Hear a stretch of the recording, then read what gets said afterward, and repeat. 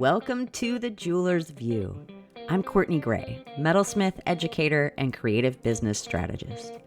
After 25 years in the jewelry industry, running one of the country's top metalsmithing schools, coaching artists, advising companies and organizations, and hosting interviews with some of the best in the craft, I finally created the kind of support I wish I'd had from the start.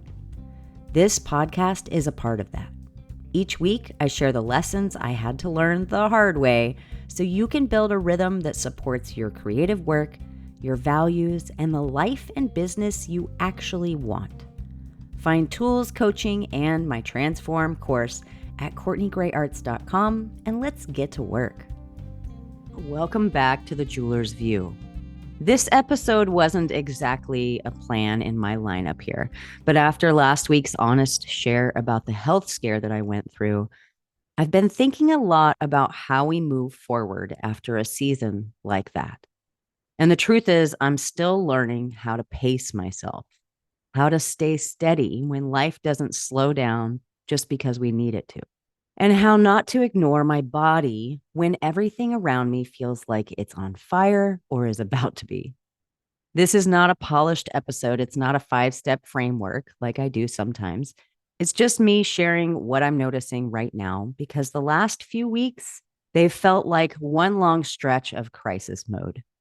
I've been navigating mental health challenges all around me, supporting loved ones in real time while still running a business, holding space for clients, and trying to stay creatively alive in the middle of all of it.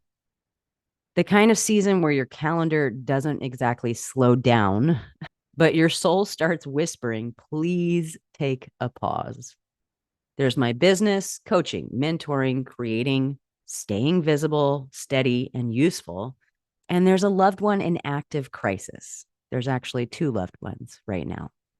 Mental health spirals, insurance paperwork, day by day decision making, sometimes really fast. There's my oldest son and his partner who lives with us again at 19 years old. They're wonderful, but they're still young, and early adulthood brings its own waves of learning that sometimes pull me back into the role of the fixer and the guide. And then there's my husband who's stepping into new responsibility now, a new reality, slowly. But it's hard not to reflect on how long I've carried these unseen weights really behind the scenes. And then there's me, my nervous system, my creative drive, my body, which so often ends up at the bottom of the list, unless something forces me to notice. But here's what's different this time. I haven't crashed. I'm not in full-blown crisis myself, but I'm paying attention. I'm noticing that I wake up feeling a little more drained than rested, that simple tasks feel heavier some days or gigantic, right? And I know now that I don't want to wait until I hit the wall before I admit that I'm tired or need help or need a break. Some days I still get a ton done. I'm compartmentalizing, I'm moving from one thing to the next, and some days I make peace with the bare minimum. I solve problems from the couch. I send fewer emails. I work at 80% or sometimes 50% because 100% every day just isn't sustainable all the time. Not if I want to keep creating consistently. Not if I want to stay well, which is very important. That's the shift. I'm not white knuckling my way through it. I'm learning to tune in before my body makes the decision for me. So let's take a moment for a nervous system check-in. Where are your shoulders right now? Can you drop them an inch? Can you unclench your jaw? Are you holding your breath? If it feels okay, pause for a moment. Place one hand on your chest and one on your belly. Take 3 slow breaths. Let the exhale be longer than the inhale. Let your body know that you're not in danger, not this minute. Let yourself ground. Because presence doesn't always mean productivity. Sometimes it just means being here. That's enough. And here's something else I've started doing when I feel overloaded.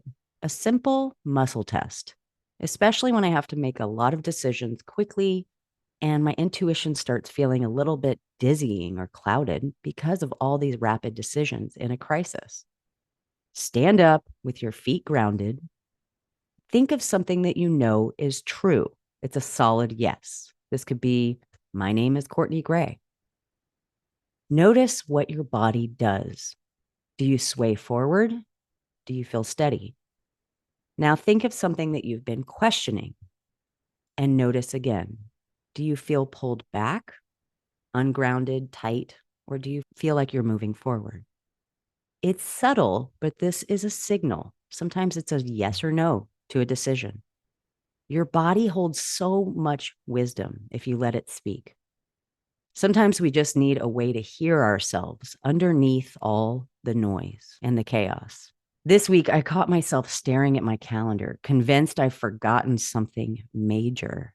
Not because I had, but because I've grown used to the buzz of being behind or feeling like I have to scramble, right? And move quickly. That invisible panic that says you should be doing more. There's more to do. Even when there's no fire to put out, there's no crisis right in that moment. And that's when I knew I do not want to live like that.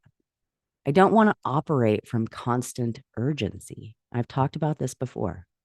I don't want to normalize reactivity. Just because I've gotten good at functioning that way doesn't mean it's working, because functioning isn't thriving and hypervigilance isn't the same as being present. There was a colleague I used to work with, a brilliant metalsmith. One night he fell asleep at the bench with his torch still lit.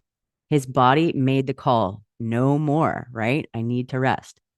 This stuck with me because when we don't choose to pause, eventually our bodies will choose for us. And it's rarely very gentle. It's usually a good smack upside the head. But here's the thing. Burnout doesn't always look like total collapse. Sometimes it looks like crying because someone asked what's for dinner, or feeling nothing after completing a big project that we should be celebrating, or saying yes constantly when you desperately just want to say no, sitting in silence and still not feeling rested. Been there, and I know I'm not the only one. If you're in a season of caregiving, caretaking, crisis, or even just holding too much, I want to gently remind you, you don't have to earn your rest. You don't have to wait until there's a break in the schedule or someone else gives you permission. You can create time. You can make the pause, even in 15-minute pockets, if that's all you get. Even if it means saying not now to someone that you love. Even if it means the dishes wait or the inbox overflows a little bit. Because if something's going to drop this week, let it be the guilt, not yourself. I'll be back next week with more. But for today, I'm keeping this one simple. Where can you create space? Not just wait for it to appear in your schedule. Let your body breathe or rest, to feel your own pulse again, to tend to the creative spirit inside you, not just the commitments that are around you. You're not behind. You're not broken. You're in process. We're human. We're not robots. And that matters more than the to-do list ever will. Thanks for being here. You're doing more than you know. Keep it up. And it's okay to rest before the world makes you. Onward and upward. See you next time. Thanks for listening to The Jeweler's View. If today's episode gave you something to think about, consider sending it to a friend or share it on social and tag me at Courtney Gray Arts. You'll find tools, coaching, resources, and the Transform course at CourtneyGrayArts.com. And if no one's told you this lately, remember, you're not behind. You're becoming exactly the kind of maker your business needs. And that kind of depth, it takes time. I'll be back next week, same time, same tough love. Onward and upward.